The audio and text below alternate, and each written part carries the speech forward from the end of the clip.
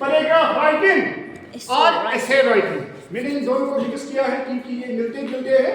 तो आप पैराग्राफ और एसे किसे कहते हैं? ऐसे ऐसे को कहते हैं, मजमून को कहते हैं, पैराग्राफ को कहते हैं। अब मुझे मालूम है, मगर उसका लिखने का तरीका क्या है, कैसे लिखते हैं? कैसे लिखते हैं? पेन से लिखते हैं। अब मुझे पेन से लिखते हैं, मगर पहले क्या लिखना है, फिर क्या लिखना है, फिर क्या लिखना है, फॉर्मेट क्या है? यस सर, सिग्नेचर क्या है, फॉर्मेट क्या है, हमें वही पढ़ना है। हाँ, पहले आप पढ़ी छोड़ेंगे। आपको क्या लगता है पैराग्राफ और ऐसे में क्या फर्क है? पैराग्राफ हम छोटा सा छोटा लिखते होता है, हैं, ऐसे बहुत बड़ा होता है। हाँ, और पैराग्राफ में एक थॉट होता है, एक आइडिया होता है। यस सर, ऐसे में बहुत सारे आइडियाज आइडियाज होते थे। तो वही हम देखेंगे। A paragraph is Group of related sentences that together develop a single main idea. Sentence not both Related sentences. Yes sir, आपको main idea. together deliver a single main idea। Yes, एक sir. Paragraph में एक ही idea होता है, एक ही thought होता है। उसमें जा रहा नहीं? Yes, sir. वो लास्ट क्या मैं क्या कर रहा हूँ, क्या है पैराग्राफ? पैराग्राफ राइटिंग में जो टॉपिक एक ही मेन टॉपिक पे बात की जाती है। ठीक है, कितने आइडिया होते हैं? सर एक ही मेन आइडिया। हाँ, एक ही मेन आइडिया होता है। हाँ, और इस डिफरेंट एस्पेक्ट्स या इसी आइडिया के मुख्तलिफ एस्पेक्ट्स, इसी आइडिया के एक आइडिया की these sentences are arranged in logical, जो आपको मैं बार-बार कह रहा हूँ, लॉजिकल और नेचुरल सीक्वेंस में। जैसे आपको मैं बार-बार कह रहा हूँ, मिसाल अगर आप मेरे बारे में कहेंगे पहले ऐसे ऐसे ऐसे ऐसे, यानी कि आप ऐसे कहेंगे फिर पहले फिर पाऊ नहीं, यानी कि सीक्वेंस सीक्वेंस इज नेसेसरी। हाँ, 10 a paragraph deals with one central idea central idea और थीम। एक पैराग्राफ में एक ही सेंट्रल आइडिया होता है। मिसाल के लिए अगर आपको वंडर्स ऑफ साइनस कहेंगे, आपको हर कोई वंडर्स ऑफ साइनस टाइप करना है। मिरेकल साइनस, कम्युनिकेशन साइनस, समझ रहे हैं?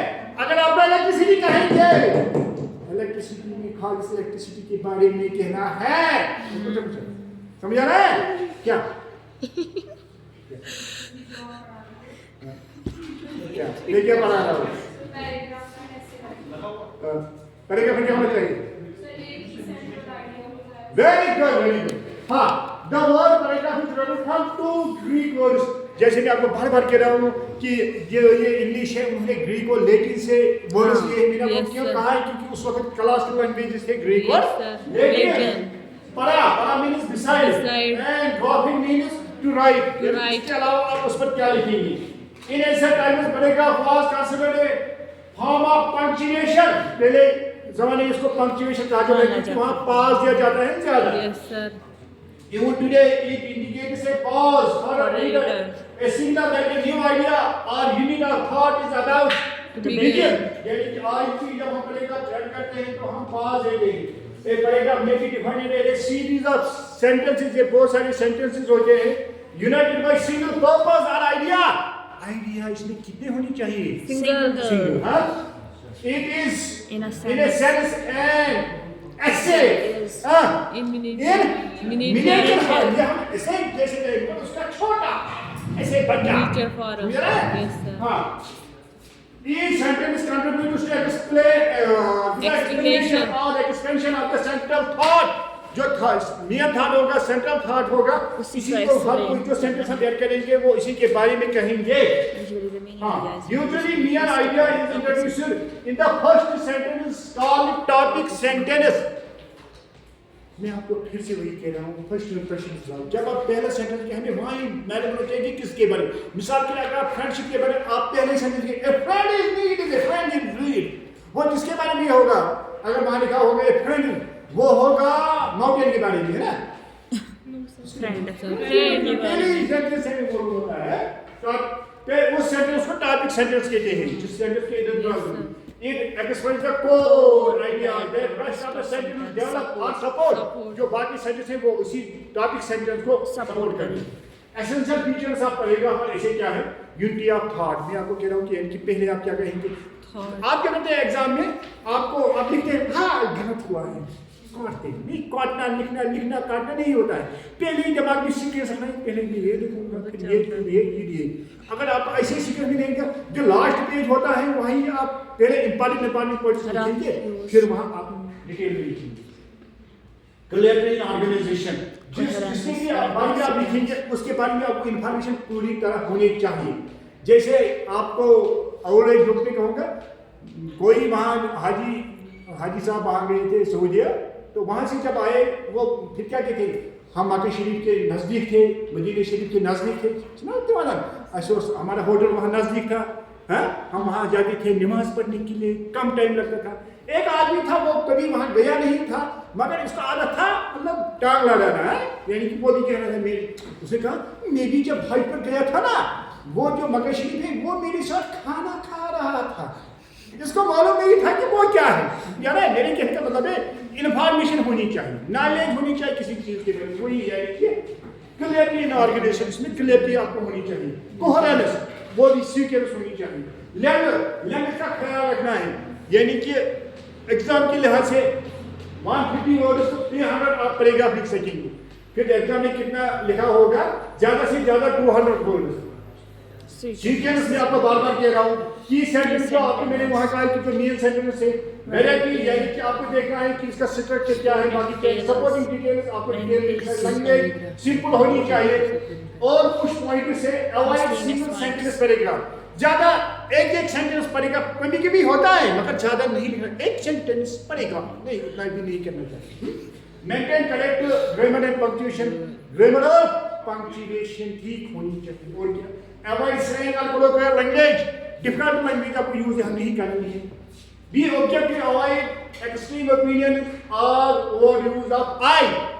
सब्जेक्ट नहीं होना चाहिए, ऑब्जेक्टिव होना चाहिए, यानी कि आपके लिहाज से जो आपको लगे कि यानी कि अपने लिहाज से नहीं देखना, आपको ओवरऑल देखना है हर किसी के लिए क्या ठीक है, और ज्यादा आई का इस्तेमाल नहीं करना, according to me, according to I want to say, नहीं इतना आई नहीं कहना है, we can conclude, we can say, I ज्यादा नहीं लिखना चाहिए। Do not number paragraphs or use sub heading, वो नंबर लिखेंगे पैराग्राफ नंबर 1, पैराग्राफ नंबर 2, नहीं वो नंबर नहीं लिखना है, समझ रहा है। How to begin an essay, आप कैसे ऐसे को बिगिन करेंगे, स्टार्ट करेंगे, you may begin an essay in one of the following, essay introduction, पहले आपको इंट्रोडक्शन करेंगे, विद डेफिनेशन, कोई डेफिनेशन आप देंगे, जैसे फोटोसिंथेसिस के बारे में आपको मैंने कहा, विद कोटेशन, जैसे आपको मैंने फ्रेंड के बारे में कहा है, friend is need is a friend is need, with question, और जब आप सुनिए oh do you know what is friend, who is friend, ऐसे ही आप स्टार्ट कर सकेंगे। प्रोवर्ब, आप कोई प्रोवर्ब अगर होगी, कोई कहावत होगी, या गिव अ डिस्क्रिप्शन, या पूरे आप उसको बयान करेंगे। यूजफुल हिंट्स ऑन राइटिंग, ऐसे आपको क्या क्या करना है। Choose a topic you understand well and find easy to write about. आपको वहाँ कभी कभी 2-3 एसेज होते हैं, 4 ऐसे 5 एसे होते हैं, आपने किस पर लिखा, इस पर 2-3 लाइनें आप लिखते नहीं, आप इस पर 2-3 लाइनें नहीं, वो नहीं करना, पहले आपको दिमाग में सोचना है मैं किस पर अच्छा लिखूंगा और किस पर ज्यादा इंफॉर्मेशन मुझे है, उसी को सिलेक्ट करना है। Understanding the scope of the topic, उसके स्कोप आपको मालूम होना चाहिए। For example the use of dowry, जो आपको मैंने पहले ही कहा है कि ये कहेंगे इसके इन्फ्लुएंस है, वो कहेंगे इसके बेनिफिट्स है, तो ये आपको पहले ही मालूम होना चाहिए। Reflect on the topic, jot down your ideas, collect examples, आप एग्जांपल दे सकेंगे, incident to support your, arrange your ideas logically, जो आपको मैं बार बार कह रहा हूँ लॉजिकली होना चाहिए। Keep your sentences short and relevant, sentences short होने चाहिए, ज्यादा बड़े नहीं होने चाहिए, कॉम्प्लेक्स और कंपाउंड सेंटेंस नहीं बनाने। Pay attention to grammar, punctuation and style, grammar और पंक्चुएशन का ख्याल रखें। Do not number your paragraph, जो आपने मैंने पहले कहा पैराग्राफ नंबर 1, पैराग्राफ नंबर 2 नहीं लिखना है। क्लासिफिकेशन ऑफ एसेज, उसके कुछ टाइप्स है, एक होता है डिस्क्रिप्टिव एसे, जो आपको मैंने इसे पहले भी कहा है, अगर आपको कोई किसी को बयान करना है, डिस्क्राइब करना है, किसी के बारे में कहना है, सो कहते हैं डिस्क्राइब। डिस्क्राइब एक प्लेस, किसी जगह को बयान करना है, मिसाल डूडू को बयान करना है, डूडू में क्या है, समझ रहा है, या किसी आदमी को, या किसी ऑब्जेक्ट को, या किसी सिचुएशन को जब आपको बयान करना होगा। इसी तरह है नरेटिव एसेज, नरेटेड इवेंट, कोई वाक़ा हुआ होगा, इसी को आप नरेट करेंगे, आप कहेंगे सर उन्होंने लड़ाई की, सर उसने इसको थप्पड़ मारी, सर उसने इसको ये किया, यानी कि आप बयान करेंगे, वो समझ रहा है। या कोई जर्नी या कोई इंसिडेंट या कोई स्टोरी जब हम नरेट करेंगे, बयान करेंगे। रिफ्लेक्ट ऐसे express writers thoughts on social, political, scientific और मॉरल टॉपिक्स। रिफ्लेक्ट में आपके ख्याल आगे, मैं अभी आपको कहा डाउनी सिस्टम के बारे में, आप उसके बारे में कहेंगे कि या और किसी की चीज़, वंडर्स ऑफ साइंस, जहाँ आप अपने ख्याल कहेंगे। इमेजिनेटिव ऐसे, कभी कभी हम इमेजिनेटिव ऐसे के बाद मिसाल के लिए you are president, what you will do, आपको ख्याल में लिखना है क्योंकि आप तो है नहीं, या यू आर बर्ड या यू आर ट्री, वो समझ आ रहा है, तो वही किसी को भी इमेजिनेटिव। बायोग्राफिकल ऐसे किसी की लाइफ के बारे में, समझ आ रहा है। हाँ, इसके बाद एक्सप्लोरेटिव टॉपिक, थ्योरी, किसी थ्योरी के बारे में, किसी आइडिया के बारे में। हाँ, द क्राफ्ट ऑफ राइटिंग ऐसे पढ़ेगा कि क्या होना चाहिए, फिर वही के बारे में ये है। एंड ऐसे टिपिकल है 3 पार्ट्स, ये तो आपको मैं बार-बार कह रहा हूँ कि 3 पार्ट्स हैं। क्या-क्या है, इंट्रोडक्शन है, बॉडी है, कंक्लूजन है। अब यहाँ मैंने कुछ एग्जांपल्स रखे हैं, मतलब अगर आपको योर बेस्ट फ्रेंड के बारे में लिखना है, पहले इंट्रोडक्शन देना है, फिर इसके हैबिट्स लिखने हैं, फिर उसके क्वालिटीज लिखने हैं, फिर उसके अचीवमेंट्स लिखने हैं, फिर कंक्लूजन। इसी तरह अगर आपको टेलीविजन के बारे में लिखना है, फिर टेलीविजन की इंट्रोडक्शन, फिर इसकी इन्वेंशन कहाँ हुआ है, फिर इसकी इंपॉर्टेंस क्या है, फिर इसके डिसएडवांटेजेस क्या है, फिर आप कंक्लूजन। ये ऐसे नहीं लिख रहा हूँ, ये लिखना है। आप नुकसान में ये लिखेंगे ताकि राइटर ऐसे तरीके हो इंडियन चैट इंपॉर्टेंट है, डिसएडवांटेजेस फिर सर आप ही लिखे, आप क्लियर हो गए। मैंने कहने का मतलब है आपको लिखना है कब डिस्कवर हुआ है, समझ आ रहा है, उसकी इंपॉर्टेंस क्या है। हाँ, तो इसी तरह आप लिखेंगे। जैसे कि एक बार क्या हुआ है, किसी को वहाँ आया था, उन्होंने याद किया था गाय, क्योंकि गाय हर कोई याद करता है, तो उनको वहाँ गांधी जी पर मजमू लिखे, उसने कहा गाय गांधी जी गाय, उसने कहा गांधी जी एक पालतू जानवर है, वो सामने एक बिल्ली देता है, तो वो नहीं करना है, उसे ख्याल रखना है। हाँ,